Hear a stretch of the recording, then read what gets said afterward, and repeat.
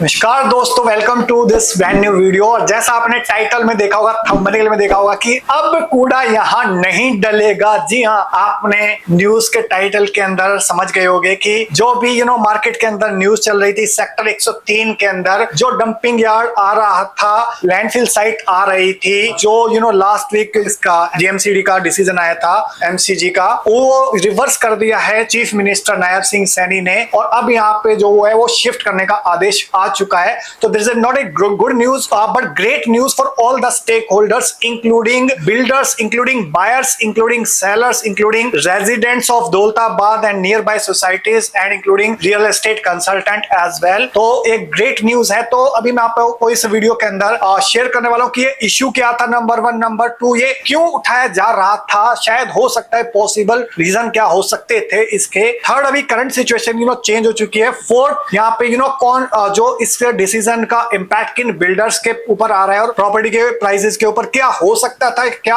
होने वाला है और कौन कौन से सेक्टर्स अफेक्टेड थे। ओके, तो ये सारे पॉइंट्स मैं स्टेप बाय स्टेप यहाँ पे कवर करने वाला हूं। सो मेक श्योर आप इस वीडियो को बिल्कुल लास्ट तक देखना। और अगर आप चैनल पे फर्स्ट टाइम आए हो तो चैनल को आप इमीडिएटली सब्सक्राइब कर दो, बेल आइकन हिट कर दो, तभी ये वीडियो आगे बढ़ेगा। तो मैं 5 सेकंड के लिए पॉज ले रहा हूं, आप चैनल को सब्सक्राइब करो, बेल आइकन हिट करो।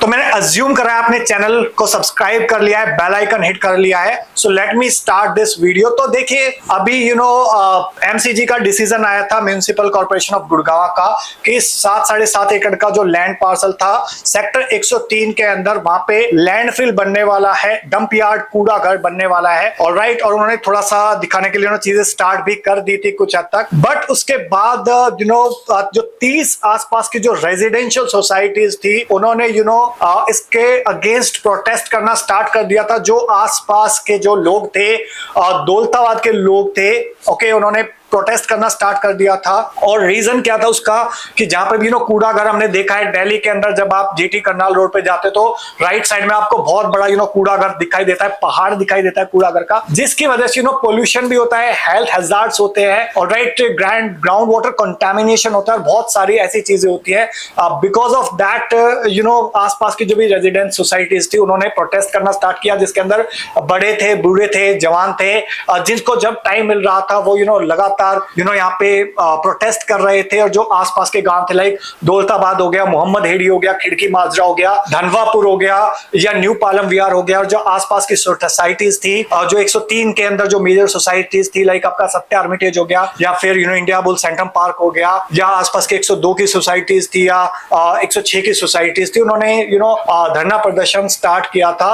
राइट, और जिसकी वजह से ये डिसीजन आए, आसानी से नहीं आया डिसीजन, बड़ा सब लोगों का एफर्ट लगा है, बिकॉज ऑफ दैट ये डिसीजन आया है। ओके, अदरवाइज आसपास के जो लोग थे उनका रहना दूभर हो जाता। ऑलराइट, और बिकॉज ऑफ दैट बहुत सारी चीजें सही नहीं होती यहाँ पे। और इससे पहले जो एमसीजी के ज्वाइंट कमिश्नर थे नरेश कुमार जी, उन्होंने कहा था कि हमने फाइनल ये लैंड कर दिया है और हैंड ओवर करना है हमको एनटीपीसी को।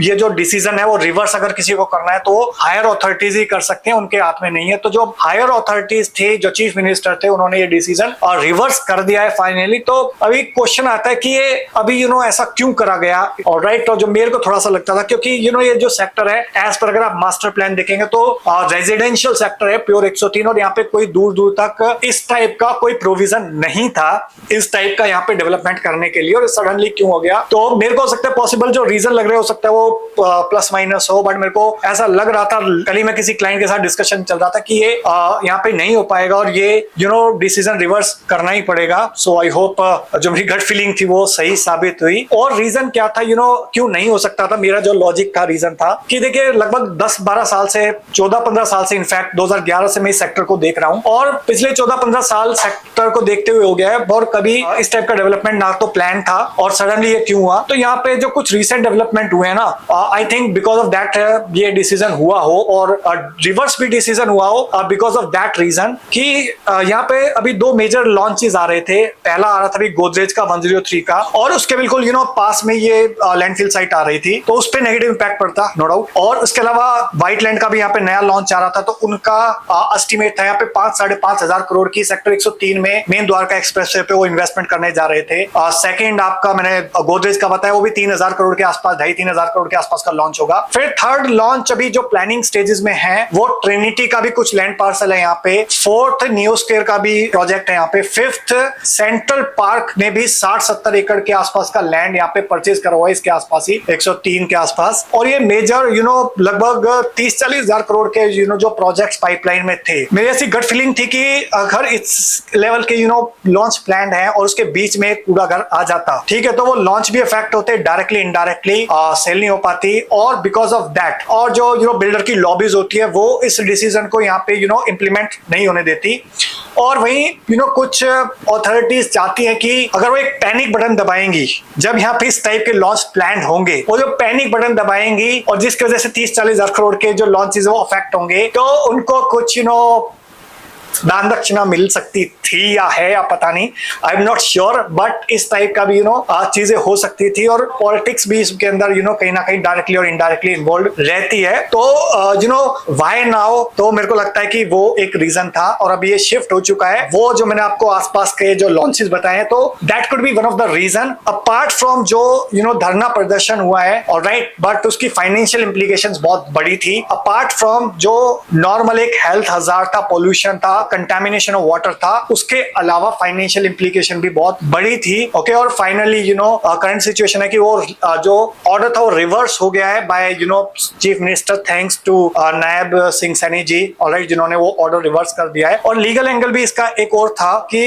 इनके पास हो सकता है प्रॉपर क्लियरेंसेस ना हो, क्योंकि आसपास में एयरपोर्ट आता है जिसकी डायरेक्शन के अंदर ये आता है। अगर यहाँ पे कूड़ा घर बन जाता तो ऊपर बहुत सारे चील कौए भी उड़ते, और जो एयरपोर्ट अथॉरिटीज इनको शायद अलाउ नहीं करती, प्लस एनवायरमेंटल क्लियरेंस भी नहीं लिया हुआ होगा, प्लस पार्क में ही सुल्तानपुर बर्ड सेंचुरी भी आती है, जिसके अंदर बहुत सारी रेयर स्पीशीज आती हैं पास में, जिसकी वजह से भी ये डिसीजन शायद नहीं हो पाता। तो लीगल एंड एनवायरमेंटल एंगल एक और भी है। और इससे जो सेक्टर अफेक्ट हो रहे थे वो थे सेक्टर 102, 106, 103, वो सबसे ज्यादा अफेक्टेड थे। जो बिल्कुल सेक्टर 103 था, जो इसके बिल्कुल दो साथ में लगे हुए सेक्टर थे, ऑलराइट, और सामने 107 सेक्टर था, जो ये 3-4 सेक्टर मेजर थे, प्लस 104 भी सेक्टर आ जाता है जो उसके एक्सप्रेसवे के इस तरफ था। बड़े 3-4 सेक्टर मेजर थे जो इससे अफेक्ट हो रहे थे। और डायरेक्टली इनडायरेक्टली बिल्डर्स भी यहाँ पे इंपैक्ट हो रहे थे, जो मैंने आपको बताया था कि गोदरेज था जिसने माइक्रोटेक से लैंड खरीदी थी, व्हाइट लैंड